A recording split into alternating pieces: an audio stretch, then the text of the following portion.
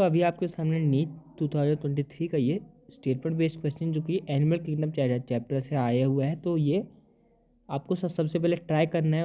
उसके बाद इस वीडियो को देखना है। मैं तो आपको यही सजेस्ट करूँगा, क्योंकि ये बहुत हाई स्कोरिंग क्वेश्चन होते हैं और यही आपकी रैंक को भी डिसाइड कर सकते हैं, क्योंकि मोस्ट ऑफ द स्टूडेंट्स इसको गलत कर देते हैं, क्योंकि तब एग्ज़ाम का प्रेशर भी होता है और टाइम भी वो अपना यूज़ नहीं कर पाते ऐसे क्वेश्चंस को टैकल करने के लिए, क्योंकि इनमें आपको 5 स्टेटमेंट दिए हुए हैं और उनको आपको एनालाइज करना है। तो आपको सबसे पहले घबराना नहीं है और अपने स्टेटमेंट को एक स्टेटमेंट को देखना है, उसके बाद ऑप्शंस को एनालाइज करना है। तो चलिए देखते हैं ऐसा कैसे करना है। पहला है platyhelminthes are triploblastic pseudocoelomate and bilaterally symmetrical organisms. तो ये तो आपका गलत हो जाएगा।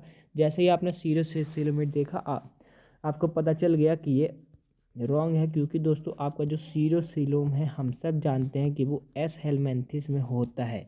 और दोस्तों आपके जो प्लेटी हेलमेंथिस हैं जो एस हेलमेंथिस के जस्ट पहले आते हैं, उनमें दोस्तों ए सीलोमेट होते हैं, वो उनमें कोई भी सीलोम नहीं होता है।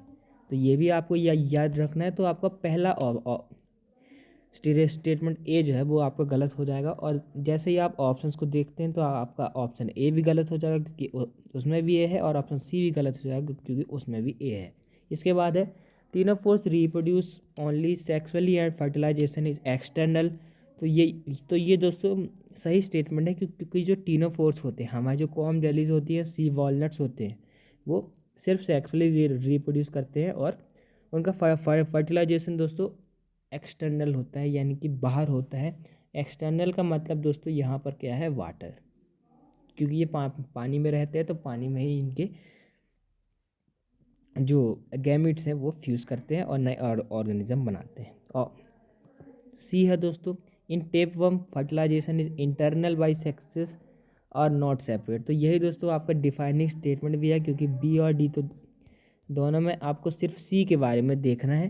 तो दोस्तों सी भी दोस्तों आपका सही स्टेटमेंट है। जो हमारा जो टेपवर्म होता है दोस्तों, अगर अगर आप टेपवर्म की बात करेंगे तो दोस्तों टेपवर्म जो है, टेपवर्म जो कि जिसको आप टीनिया भी कहते हैं, वो दोस्तों आता है हमारा प्लेटीहेलमिन्थिस फाइलम के अंदर। और इसके अंदर क्या होता है, हर्माफ्रोडाइट, या फिर दोस्तों अगर आप सिंपल लैंग्वेज में कहें बाईसेक्सुअल एनिमल्स आते हैं। तो बाईसेक्सुअल एनिमल में दोस्तों क्या होता है, सेक्स जो है वो सेपरेट नहीं होते हैं, यानी कि एक ही ऑर्गेनिज्म मेल और फीमेल दोनों ही गैमेट्स को बनाता है।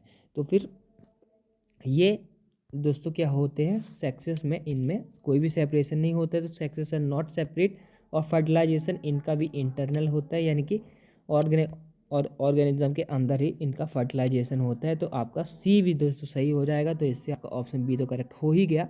बाकी स्टेटमेंट्स को भी हम देख लेते हैं।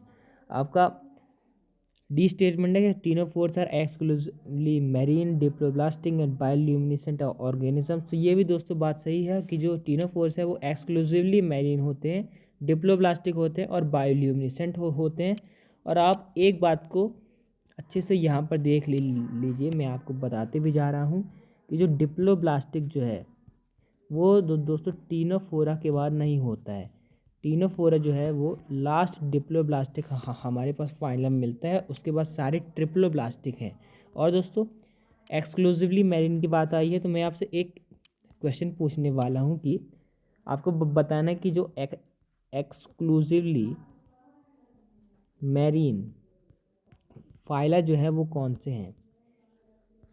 फाइला आपको उनका नाम कमेंट में लिखना है। तो आई होप आप इसको ऐसा करेंगे और इससे आपको पता भी चलेगा कि कैसी आपकी अंडरस्टैंडिंग है एनिमल किंगडम चैप्टर की। और एक मैं हिंट आपको दे दूं, एक कोडाटा से भी आपको इसका एग्जाम्पल मिलेगा। आगे देखते हैं, ई स्टेटमेंट को देख ही लेते हैं अब।